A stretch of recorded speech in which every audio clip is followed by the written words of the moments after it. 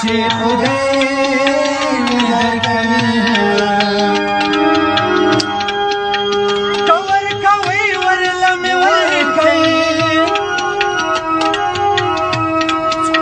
سپینې پګړۍ راپسې ځي خو نړۍ شومه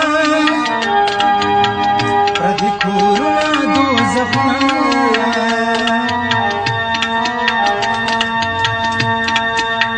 نادان نجونې پکې تېروي جانان زما په سر جانان دی که زه یې پرېښوم د کوڅو ملنګ به شینه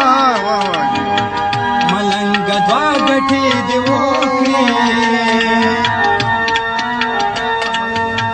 یو دې خیر ټول کړه بل دې وکړه